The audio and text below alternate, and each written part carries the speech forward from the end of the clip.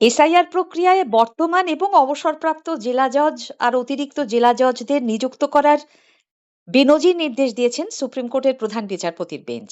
In order to ensure fairness in the adjudication of the genuineness of the documents relied upon and consequential determination for inclusion or exclusion in the voter list, we are left with hardly any other option but to request Honorable Chief Justice of High Court at Calcutta to spare some serving judicial officers along with some former judicial officers of impeccable integrity in the rank of additional or district judges,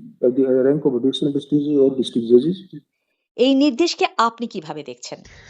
দেখুন, আমি ধারাবাহিকভাবে এই কথাটা বলবার চেষ্টা করছি বা বলছিও যে এই রাজ্যের প্রশাসন কার্যত ভেঙে পড়েছে এবং সাম্প্রতিককালে সুপ্রিম কোর্টের কয়েকটি নির্দেশ, বিশেষ করে ধরুন ডিএ মামলায় সুপ্রিম কোর্ট ডিএ কিভাবে দিতে হবে, কোন কোন ভাবে অর্থ সংগ্রহ করে সেটা কোন কোন পর্যায়ে দিতে হবে, তার জন্য তারা সুপ্রিম কোর্ট অবসরপ্রাপ্ত বিচারপতি এবং সিএজির অফিসারকে দিয়ে কমিটি করলেন। তার কারণ তারা দেখলেন মামলা চলাকালীন সব বিষয়ে যে রাজ্য সরকারের প্রশাসন একেবারেই নিকম্মা, তারা কোনো কাজ করতে পারেন না এবং তাদের উপর দায়িত্ব দিলে বিষয়টা ঝুলে থাকবে।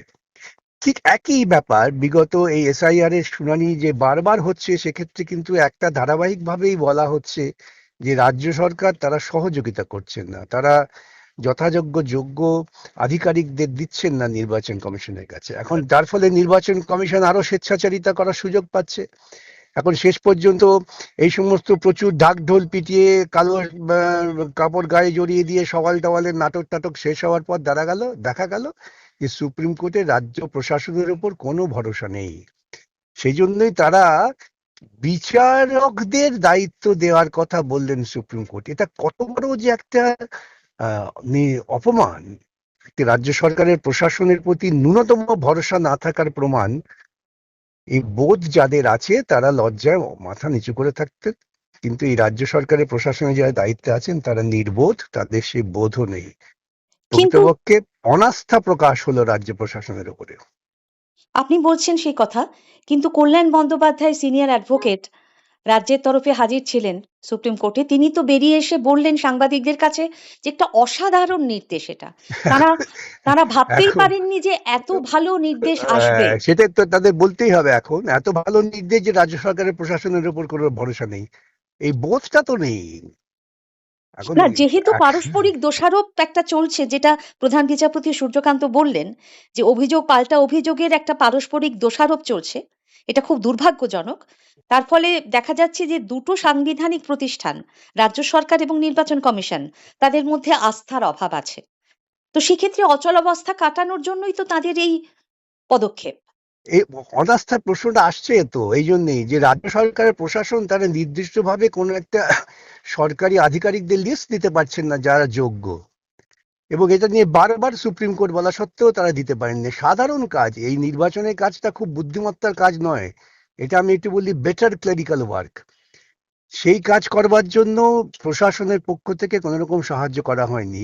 তার কারণ প্রশাসন, এই রাজ্যের মুখ্যমন্ত্রী তো ওই অনুপ্রবেশের তত্ত্ব খাড়া করেছিলেন এবং সেটা নিয়ে এখন খেলা চলছে দুপক্ষের, মানুষের হয়রানি চলছে, এই হয়রানিটাকে টিকিয়ে রাখার চেষ্টা করছিলেন। শেষ পর্যন্ত সুপ্রিম কোর্ট বিচারপতিদের নিয়োগ করার মধ্য দিয়ে যেটা করলেন যে রাজ্য প্রশাসনের উপর অনাস্থা, কারণ নির্বাচন কমিশনের নিজস্ব কোনো স্বাধীন প্রশাসন নেই, নির্বাচন কমিশনকে নির্ভর করতে হয় সরকারি প্রশাসনের উপর। সুতরাং যে অনাস্থাটা হলো এটা সম্পূর্ণ সরকারি প্রশাসনের প্রতি অনাস্থা। এটা নিয়ে যদি কেউ উল্লসিত হয় তাহলে তাদের সেটা নিজস্ব বোধের ব্যাপার, আর কিছু না। না, যে আপত্তিটা বারবার করা হচ্ছিল রাজ্যের তরফে, সেটা হচ্ছে কেন্দ্রের নিযুক্ত, মানে কেন্দ্রের অফিসারদের নিয়োগ করা হচ্ছে স্পেশাল রোল অবজারভার হিসেবে অথবা মাইক্রো অবজারভার হিসেবে। তারা নানা রকমের কাজকর্ম করছেন যেগুলো কমিশনের নির্দেশে করছেন এবং কমিশন বিজেপির নির্দেশে কাজ করছে। এটাই তো এইগুলো, এই সমস্ত তো প্রলাপ বকে লাভ নেই।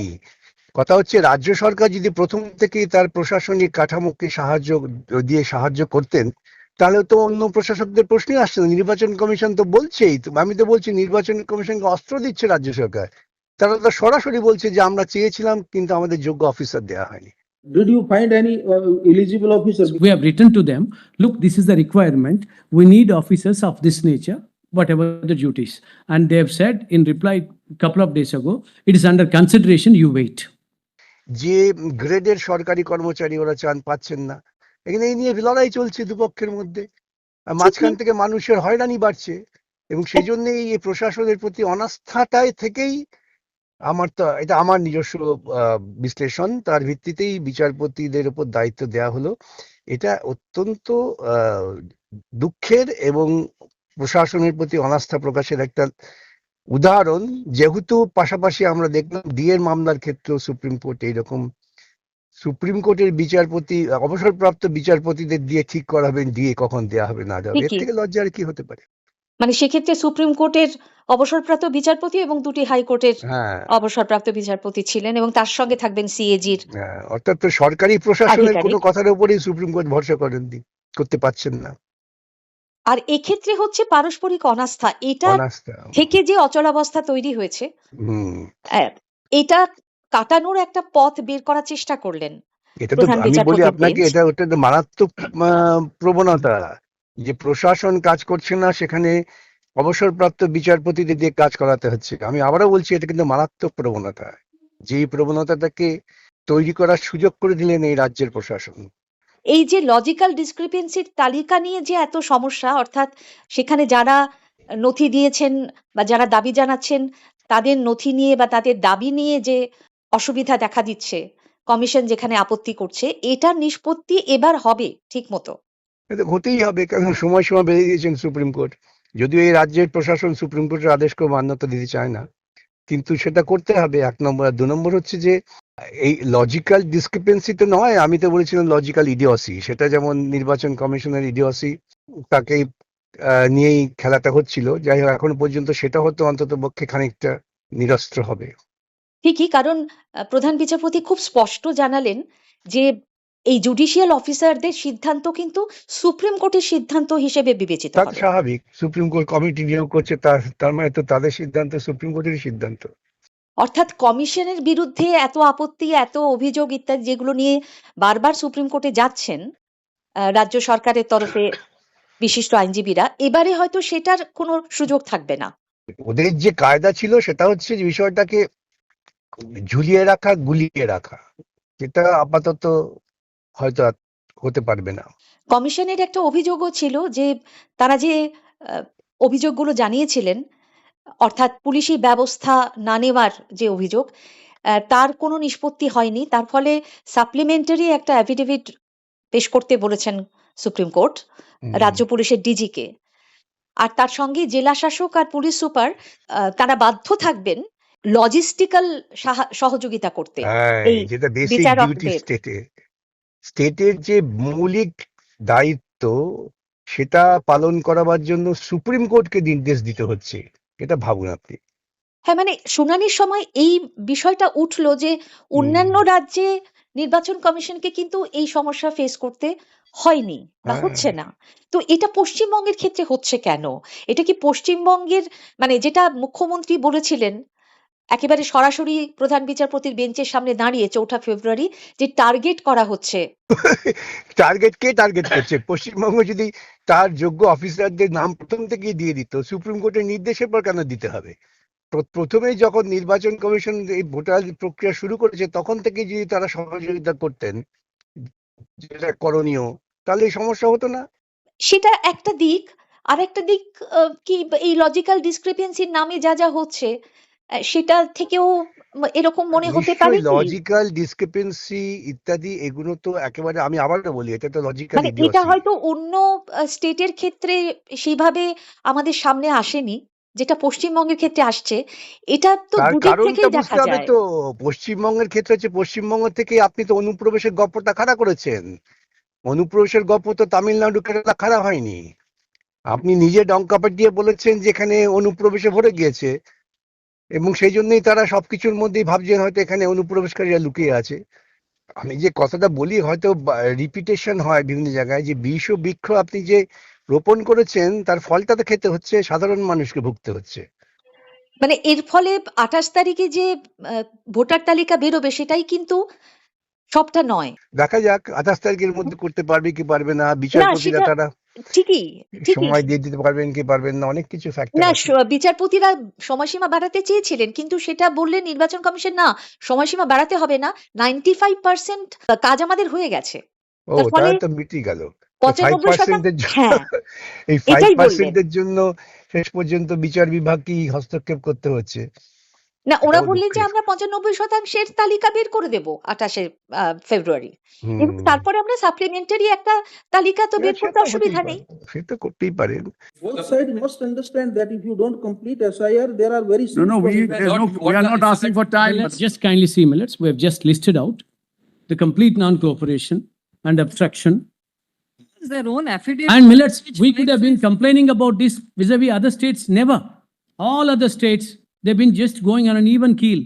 যেটা সমস্যা কি জানেন তো, ধরুন সংবিধান যখন কোন একটা সাংবিধানিক সংস্থা তৈরি করে, তখন এটা আশা করা হয় যে সংস্থার দায়িত্বপ্রাপ্ত যারা তারা সততার সঙ্গে নিষ্ঠার সঙ্গে সংবিধানটাকেই কার্যকর করবেন। সেখানে ক্ষুদ্র রাজনৈতিক এলাকা ভিত্তিক এই সমস্ত আবোল তাবোল জিনিস নিয়ে ব্যস্ত হবে না। কিন্তু আমাদের দেশে দুর্ভাগ্যজনকভাবে আমরা দেখতে পাচ্ছি যে সাংবিধানিক সংস্থাগুলো ক্রমশ সংকীর্ণ রাজনৈতিক চিন্তাধারার দ্বারা নিয়ন্ত্রিত হচ্ছেন, তারই পরিণতি হচ্ছে এটা। এই যে পারস্পরিক দোষারোপ, এটা থেকে দুরকম ভাবে এটা তো দেখা যায়। মানে একটা হচ্ছে যে রাজ্য সরকার চরম অসহযোগিতা করছে কমিশনের সঙ্গে, ফলে এই বাধ্য হয়ে সুপ্রিম কোর্টকে হস্তক্ষেপ করতে হচ্ছে, এটা একটা দিক। আর আরেকটা দিক হচ্ছে যে নির্বাচন কমিশন খুব নিশানা করে পশ্চিমবঙ্গে নানা রকম জটিলতা তৈরি করছে, এবং তার ফলে এত রকম অসুবিধায় পড়তে হচ্ছে মানুষকে। কোন দিক দেখুন, থেকে দেখবেন এটা তো নির্ভর করছে কে দেখছেন। প্রথম কারণটাই অনেক গুরুত্বপূর্ণ। আমি যদি আমার দায়িত্ব ঠিকভাবে পালন করি তাহলে কিন্তু আমার বিরুদ্ধে অভিযোগের আঙুলটা ওঠে না। প্রথম থেকেই আমি ঠিক করেছি অশান্তি বাঁধিয়ে রাখবো। কেন, আবারও বলি, আপনাকে মূল রাজনৈতিক কারণে যেতে হবে। মূল রাজনৈতিক কারণটা কিন্তু হচ্ছে অনুপ্রবেশকারী অমিত শাহর ঘুষপেটিয়া, নরেন্দ্র মোদীর ঘুষপেটিয়া। দেখছেন না, এখানে নির্বাচনী বক্তৃতা করতে এসেও তারা বলছেন যে ঘুষপেটিয়া কো হাম ভাগায়েঙ্গে। এই ঘুষপেটিয়া তত্ত্বটাই সর্বনাশের মূল কারণ হয়েছে, এবং সেক্ষেত্রে পশ্চিমবঙ্গের বর্তমান মুখ্যমন্ত্রী তৎকালীন আমলে এটা নিয়ে খুব হৈ হৈ করেছিলেন, সেটাকেই ওরা অস্ত্র করছে। আমি যদি মূল রাজনৈতিক কারণে না যেতে পারি তাহলে কিন্তু আমাকে এই যে পারস্পরিক বিরোধের কারণটাও খুঁজে পাবো না। হয়তো এই অস্বস্তি থেকেই এত বেশি আক্রমণাত্মক হয়ে উঠছেন হুম। মুখ্যমন্ত্রী। ঠিক তাই।